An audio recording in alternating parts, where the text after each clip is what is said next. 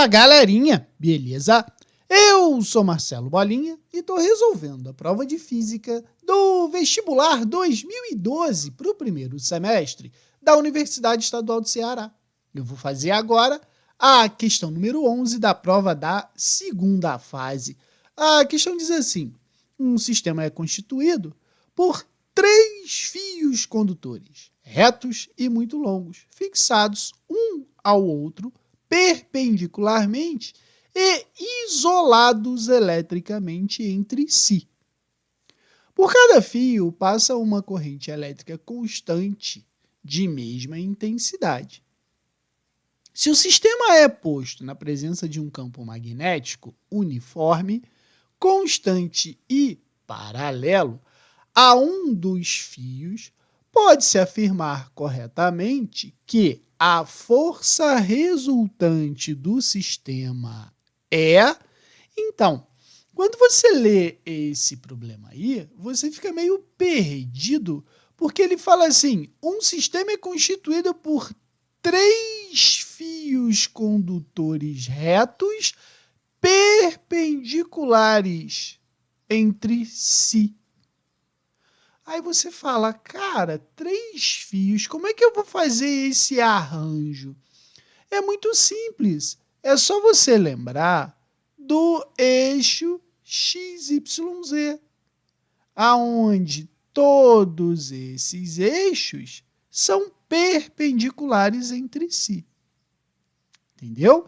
Então, por exemplo, se eu chamar esse aqui de fio 1, esse aqui de fio 2 e esse aqui de fio 3. A gente pode dizer, ó, perpendiculares entre si, né? Então agora pensa comigo o seguinte: ele disse que em cada fio desse passa uma corrente elétrica de mesma intensidade. Então, ó, eu tenho o I para cá, o I para cá e um I para cá.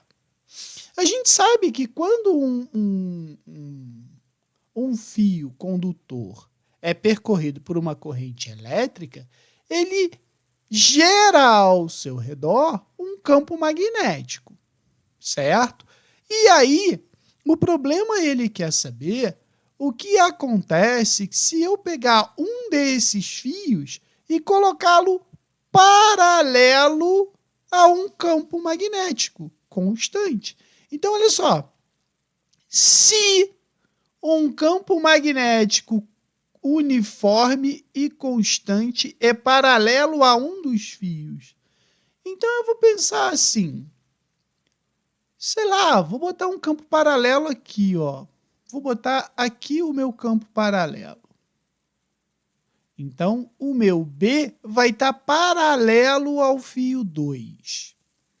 E aí, o que acontece? Você tem que lembrar o seguinte, que força magnética ele é igual ao campo vezes a corrente elétrica, comprimento do condutor, vezes o seno do ângulo.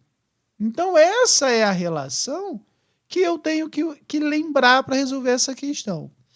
O que acontece? Como as linhas de campo elas estão paralelas à corrente elétrica aqui, né? Então, eu posso dizer que o ângulo formado entre o vetor corrente elétrica e o campo magnético é quanto?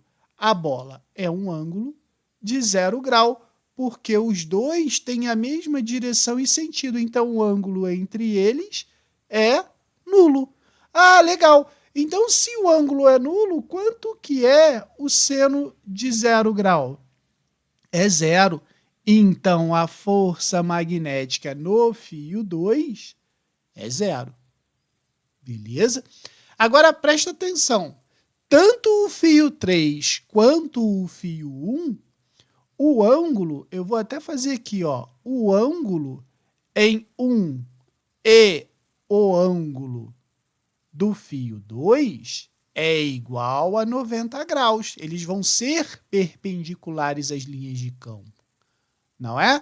Porque se ele já é perpendicular ao fio 2, ele vai ser perpendicular ao campo também, porque o fio 2 está paralelo às linhas de campo. Então, eu sei que o seno de 90 graus é igual a 1. Então, eu posso dizer que a força magnética de 1 é igual à força magnética de 2. E eles permanecem perpendiculares entre si. Então, o que eu vou resumir aqui? Ele não quer o valor da força magnética em 1, aqui não é 2 não, aqui é 3, né? Porque o fio 2, que o ângulo, aqui é o ângulo do fio 2. Então, então esse cara aqui é o 3, tá? Deixa eu só corrigir aqui. E aí, como eles são perpendiculares entre si, eu vou ter, por exemplo, para cá, uma força magnética do fio 2 e para cá, uma força magnética do fio 3. E aí, o que vai acontecer? A gente simplesmente vai fazer a regra do paralelogramo, ó. Esse aqui eu projeto aqui, eu sei que essa aqui, ó, vai ser a minha força resultante. Então, vamos às alternativas. O que a primeira alternativa está falando? Ela está falando assim, né? Ó, podemos afirmar corretamente que a força resultante do sistema é não nula, realmente existe uma força resultante, e tende-se a deslocar o conjunto em linha reta. Poxa, olha só, ela vai sempre nessa direção e nesse sentido, que é uma linha reta. Então, a resposta já está aqui na letra A. A letra B não pode ser porque ele disse que a força resultante é nula. E a gente viu aqui que não é nula. Então, essa aqui está errada, essa aqui também está errada, porque fala que a força é nula. A letra D fala que ela é não nula. Beleza. E ela tende a girar o conjunto em uma trajetória espiral. Não, porque a gente vai ter aqui, ó, a resultante numa única direção e sentido. Então, essa aqui também está errada. Por isso que a melhor resposta é a letra A. Beleza? Qualquer dúvida, deixe nos comentários que eu te respondo.